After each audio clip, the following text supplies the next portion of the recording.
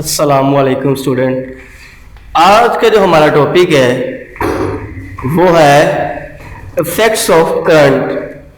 कि जब किसी भी चीज़ में से करंट गुजरता है तो उसका जो इफ़ेक्ट है वो कितनी तरह का होता तो बेशुमार तरह का है, मगर आपकी बुक में इसके सिर्फ 3 मेथड हैं, तो उन्हीं को डिस्कस करेंगे। पहला हमारे पास है हीटिंग इफेक्ट, दूसरा है मैग्नेटिक इफेक्ट और तीसरा हमारे पास है केमिकल इफेक्ट। अगर हम हीटिंग इफेक्ट की बात करें पहले, कि अगर हमारे पास कोई कंडक्टर है, और कंडक्टर की मैंने बात की थी कि बना होता है फ्री चार्ज कैरियर्स और एटम के मिलने से। जैसे आप क्या करेंगे, किसी कंडक्टर को बैटरी के साथ जोड़ देंगे। ये मेरे पास कंडक्टर है, इसमें फ्री चार्ज कैरियर या इलेक्ट्रॉन्स आपके पास मौजूद हैं, इसमें एटम भी होते हैं।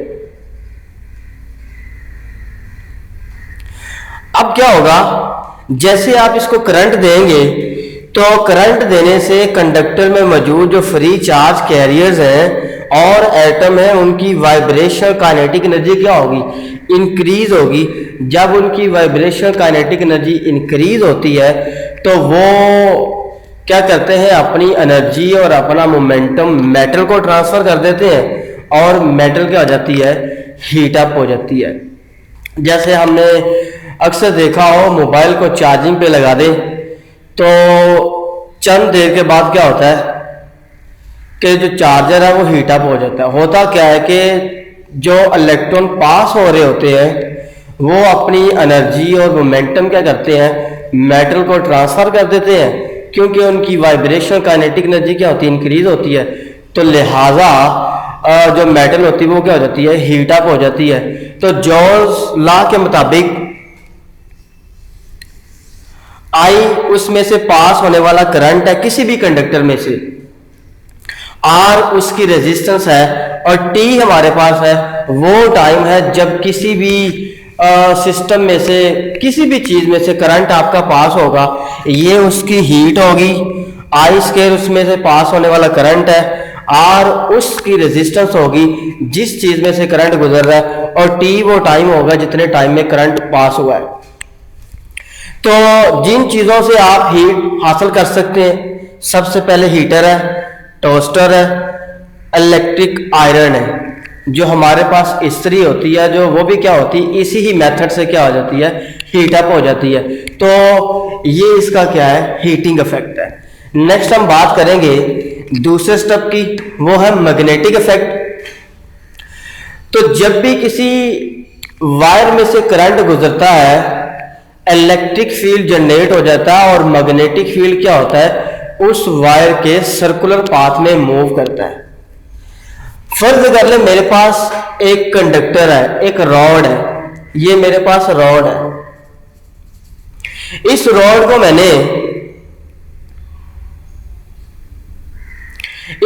को मैंने कहां रखा हुआ है, कार्डबोर्ड में।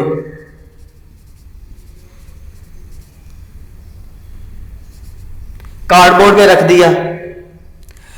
अब इस कार्डबोर्ड में मैंने लगाई हुई है कंपास नीडल्स।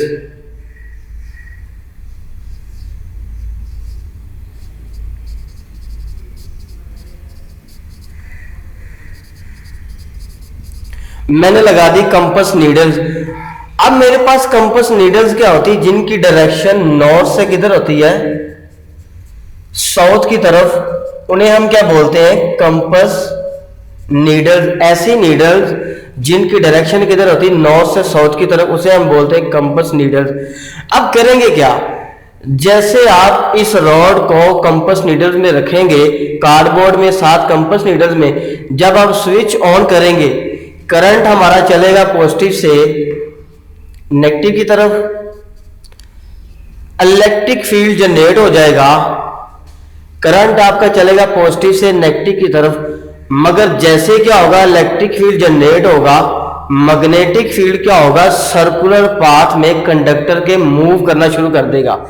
हमें कैसे पता चलेगा, जैसे इलेक्ट्रिक फील्ड जनरेट होगा, मैग्नेटिक फील्ड क्या होगा, ये जो हमारे पास कंपास नीडल्स है ये क्या करेंगी, सर्कुलर पाथ में मूव करना शुरू कर देंगी, तो हम कह देते हैं कि जब किसी भी वायर में करंट चलता है तो इलेक्ट्रिक फील्ड जनरेट हो जाता है और मैग्नेटिक फील्ड क्या होता है, इस वायर के सर्कुलर पाथ में मूव करना शुरू कर देता है। जैसे आप अक्सर देखें तो जो बड़ी वायर्स होती हैं जिनमें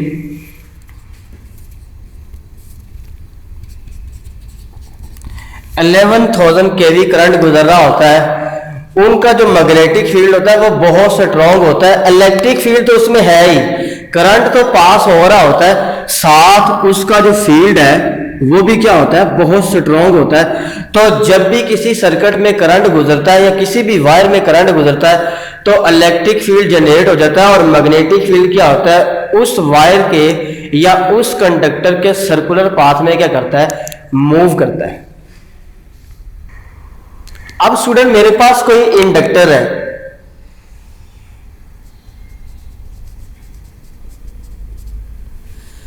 इंडक्टर को मैंने क्या किया हुआ है, बैटरी और साथ एक स्विच से कनेक्ट कर दिया है। जैसे आप क्या करेंगे, स्विच को ऑन करेंगे, करंट चलेगा पॉजिटिव से नेगेटिव की तरफ, इलेक्ट्रिक फील्ड जनरेट हो गया। अब मैग्नेटिक फील्ड क्या होगा, इस कंडक्टर के सर्कुलर पाथ में ऊपर भी आएगा, इसके नीचे भी आएगा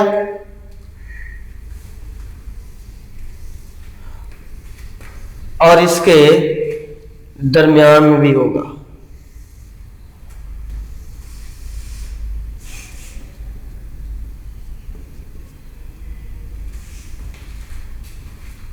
तो हमने देख ली जब किसी भी वायर में से करंट गुजरता है तो इलेक्ट्रिक फील्ड जनरेट हो जाता है और मैग्नेटिक फील्ड क्या होता है, उसके सर्कुलर पाथ में मूव करता है। और इंडक्टर हमारे पास ऐसा डिवाइस है जिसमें मैग्नेटिक फील्ड की जो डायरेक्शन है वो साउथ से किधर होती है, नॉर्थ की तरफ। ये आपका एमसीक्यू है। बात करेंगे केमिकल रिएक्शन की या केमिकल इफेक्ट की।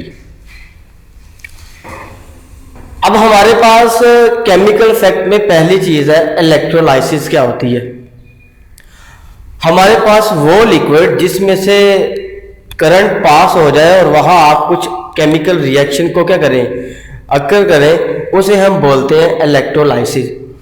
There are certain liquid which the electricity can pass due to some chemical reaction. कुछ केमिकल रिएक्शन के लिए क्या हो, इलेक्ट्रिसिटी पास हो जाए, तो the study of this process is called electrolysis. कि अगर कोई आपके पास लिक्विड हो और उस लिक्विड में से इलेक्ट्रिसिटी पास हो जाए, वहां आप कुछ केमिकल रिएक्शन करें और उस हम जो लिक्विड की स्टडी कर रहे हैं उसे हम बोलते हैं इलेक्ट्रोलाइसिस।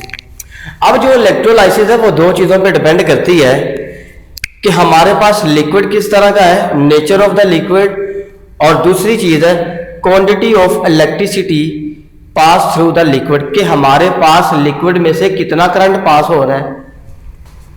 अब हम करेंगे क्या, हम सॉल्यूशन में सबसे पहले क्या करेंगे, सॉल्यूशन लेंगे वो वाला जिसके क्या हो, आयंस बने हो। तो इलेक्ट्रोलाइट हमारे पास सॉल्यूशन होगा the liquid which conduct electric current, या जिसमें क्या हो करंट पास हो जाए, उस सॉल्यूशन को हम लेंगे, या जिसके क्या हो आयंस बने हो। इलेक्ट्रोड्स क्या होते हैं, जो हम कॉपर के रॉड लिक्विड में डिप करेंगे उन्हें हम क्या बोलते हैं, electrode. The material which lead the current into और out of the electrolyte is called electrode. और हम क्या करेंगे, नीचे एनोड है, एनोड में क्या होगा, रॉड को बैटरी के पॉजिटिव टर्मिनल से जोड़ देंगे तो हमारे पास एनोड बन जाएगा, और रॉड को हमारे पास बैटरी के नेगेटिव टर्मिनल से जोड़ देंगे तो कैथोड बन जाएगा। इस तरह से हम आगे भी डिस्कस करते हैं। बात करेंगे केमिकल इफेक्ट की बात कर रहे थे, तो हमारे पास एक बीकर है, उस बीकर में हमने कॉपर सल्फेट का सॉल्यूशन बनाया हुआ है और कॉपर के दो इलेक्ट्रोड हमने क्या किया, इसमें डिप कर दिए, और हमने क्या किया, साथ बैटरी लगा दी, साथ कोई स्विच लगा दिया, इसके साथ हमने रियोस्टेट को लगा देना है।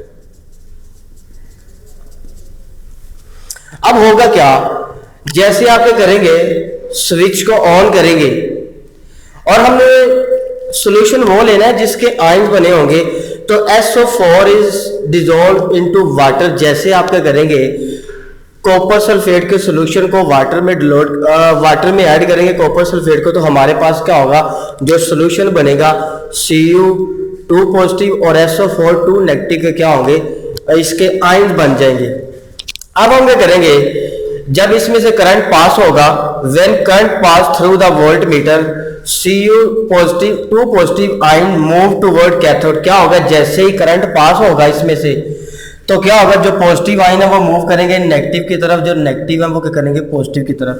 या आप यूँ कह सकते हैं जो सॉल्यूशन के पॉजिटिव है वो मूव करेंगे बैटरी के कैथोड की तरफ और जो नेगेटिव है वो मूव करेंगे बैटरी के एनोड की तरफ, मतलब कि पॉजिटिव चार्ज की तरफ। तो हमारे पास ये इक्वेशन क्या होगी, बन जाएगी Cu2 positive plus 2 electron is equal to Cu।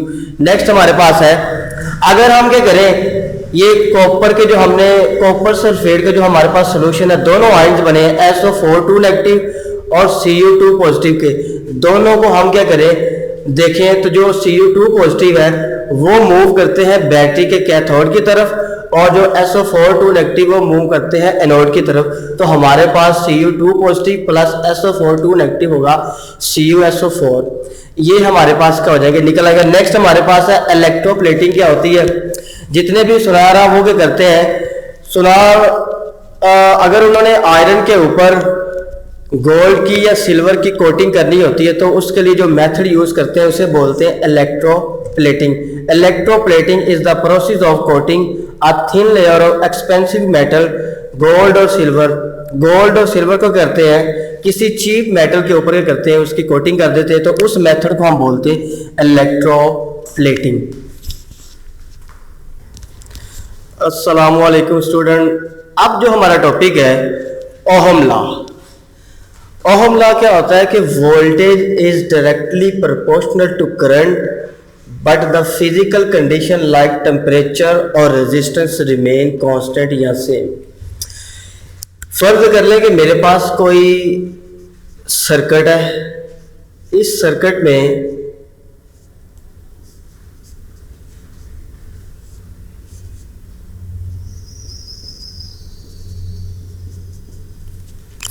Circuit में मेरे पास रेजिस्टेंस है, बल्ब है, स्विच है और मेरे पास एक बैटरी है। मैंने डेफिनेशन लिखी है कि voltage is directly proportional to current, कि जितने ज़्यादा यहाँ पे वोल्टेज होंगे हमें करंट भी क्या होगा उतना ही मिलेगा। कब मिलेगा, कंडीशन क्या है कि इस सर्किट की रेजिस्टेंस और इस सर्किट का टेम्परेचर क्या होना चाहिए, सेम होना चाहिए, फिर हमारे पास ओहम लॉ है, अदरवाइज ओहम लॉ नहीं है। तो लिखा है voltage is directly proportional to current. जब भी आप प्रोपोर्शनलिटी खत्म करते हैं तो हमारे पास कोई ना कोई कांस्टेंट आ जाता है। इधर हमारे पास कांस्टेंट क्या आएगा, आर आ जाएगा। और अगर आपने आर को फाइंड करना है, ये आई मल्टीप्लाई इधर आके डिवाइड हो जाएगा। नेक्स्ट अगर आपने आर के यूनिट्स निकालने हैं तो पोटेंशियल डिफरेंस के मेरे पास होते हैं वोल्ट और करंट के मेरे पास होते हैं एम्पेयर। तो वोल्ट पर एम्पेयर मेरे पास किसके इक्वल आ जाएंगे, ओहम के। नेक्स्ट मेरे पास रेजिस्टेंस की डेफिनेशन है।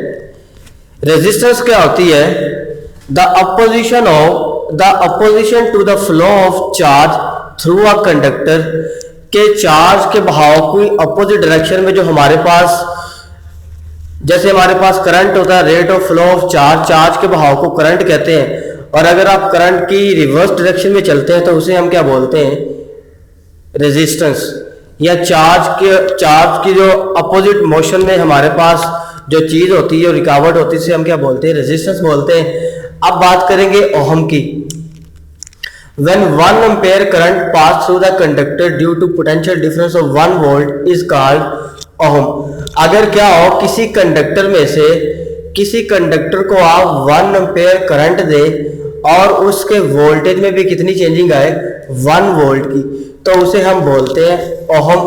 अब रेजिस्टेंस जो है हमारे पास किन चीज़ों पे डिपेंड करती है, लेंथ पे और एरिया पे। जितनी ज़्यादा लेंथ होगी रेजिस्टेंस क्या होगी, उतनी ज़्यादा होगी, और जितना एरिया ज़्यादा होगा रेजिस्टेंस क्या होगी, उतनी कम होगी। और रेजिस्टेंस डिपेंड करती है टेम्परेचर पे और नेचर ऑफ द कंडक्टर पे।